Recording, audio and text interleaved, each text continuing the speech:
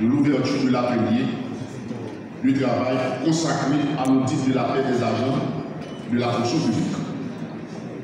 La présence de tout un chacun ici présent témoigne de l'intérêt que nous apportons tous au principe de bonne gouvernance, caractérisé entre autres par la transparence, l'efficacité, l'intégrité de l'administration publique. La gestion des ressources humaines et financières est un enjeu majeur pour le bon fonctionnement des institutions de l'État.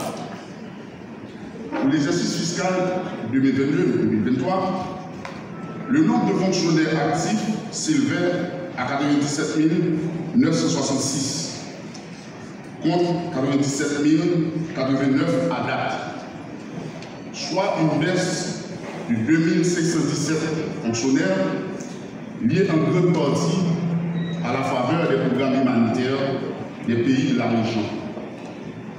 Cependant, les mesures administratives adéquates n'ont pas été prises dans les meilleurs délais en vue de procéder à la cessation définitive des agents publics, pour la plupart en situation d'abandon de poste. Pour pallier ce problème, un audit rigoureux de la feuille de paie des fonctionnaires constitue non seulement une exigence de bonne gouvernance, mais aussi et surtout une nécessité absolue pour garantir que chaque centime de l'argent public est utilisé à bon escient.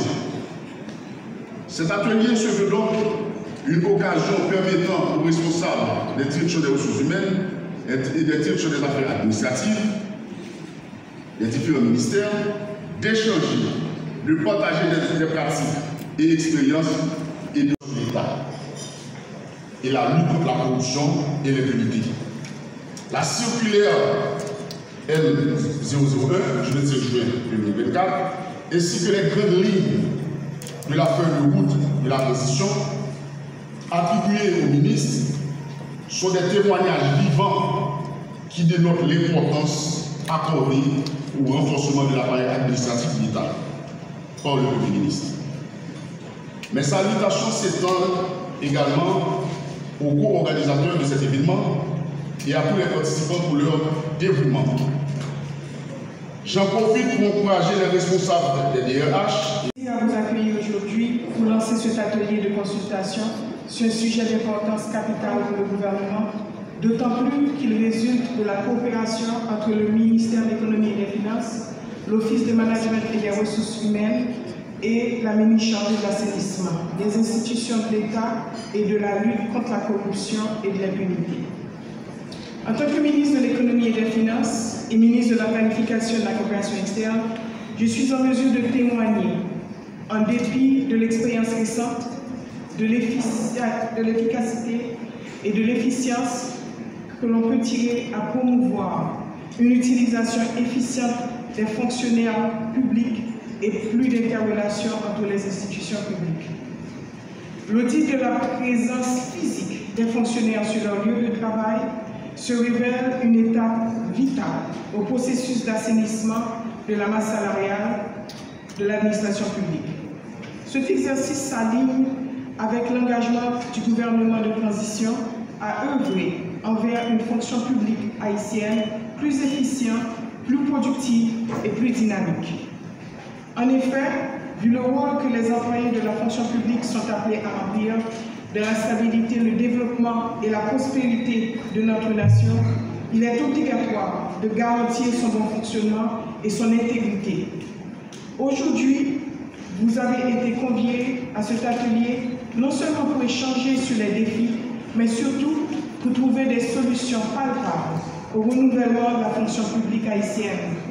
Je suis convaincu que le partage des idées, des expériences et des perspectives permettra d'identifier des pistes de solutions pouvant faire de la fonction publique haïtienne un modèle d'excellence et de probité. En adoptant de manière collective une démarche pour l'audit de et de disposer d'un instrument à même de constituer le principal levier de transformation du pays. Nous voici aujourd'hui en train de poser un jalon important dans la reprise en main de cette architecture par le lancement des travaux portant sur l'audit et la récapitalisation des ressources humaines dans la fonction haïtienne. Si nous ici regarde devant là, après que tout ministre là, au moment où le pays a une pile d'urgence, côté une pile de travail, côté que une pile de pression, ils sont pression normale liée, après que tout le cabinet a pratiquement une chita là à terre. Nous avons les têtes nous, pour qui ça? Dans le cas d'Haïti, en chiffre, nous voyons que c'est le pays le plus pauvre de l'hémisphère, nous voyons que le ratio de mortalité maternelle le plus élevé, le taux d'analphabétisme le plus élevé, la scolarisation le plus bas. Le cas d'Haïti, en chiffre, libre une image d'un pays qui a un pile de problèmes. Tant et si bien que il y a des mondes internationaux qui croient qu'il y a une fatalité haïtienne. À la vérité, je dis sur 23 ans de carrière internationale dans presque une quarantaine de pays, tout problème ça nous déjà. Nous vivons déjà. On a commencé à travailler en Afrique en 2006. Je me souviens que peut-être 4 sur 10 pays et des pays à revenu moyen élevé. Même quitté l'Afrique en 2020, 6 sur 10 de résoudre en pile de problèmes que nous-mêmes nous gagnons aujourd'hui.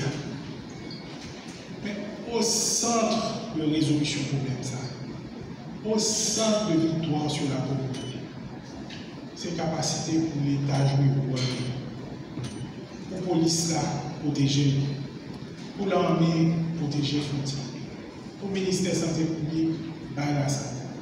Pour l'éducation nationale, l'éducation.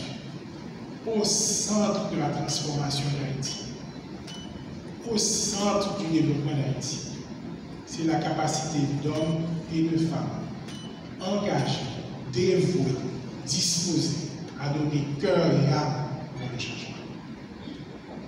Donc, face à une crise, on s'assemble, on pose. Il faut faire inventaire de l'instrument que bien la même. Il faut regarder tout nous gagnons. Il faut regarder moral tout là. Il faut regarder alien. Il faut regarder à qui ça nous parle. Mais qui ça atelier ça? Atelier ça permet de nous faire inventaire de ça bien la même. Monde qui peut aider nous, femmes et garçons qui peut aider nous résoudre le problème. Qui doit lier? Est-ce que vous avez assez? Est-ce que vous traitez bien? Est-ce que vous comprenez une bagarre? Est-ce que vous engagez? Est-ce que vous avez expérience? Est-ce que vous avez compétence? Parallèlement à ça, nous avons un bon bâtiment qui voyage et qui a touché toujours. Nous avons un bon bâtiment qui a touché, qui a travaillé, mais qui a reçu une fraction de salaire, les gens qui viennent travailler 1 heure par mois. Nous avons un bon bâtiment qui a un gros bureau qui va rentrer là-dedans. Alors que nous avons un bon bâtiment qui fermé à 10 non ça il a essayé de produire pour le pays. L'homme qui a des données que l'équipement bon jodi on confirme ça me soupçonné déjà 70% fonction publique là c'est garçon. Et plus pour monter l'administration publique là, plus pour arriver dans l'échelon décision administration publique là on rend compte que chiffre ça a passé 40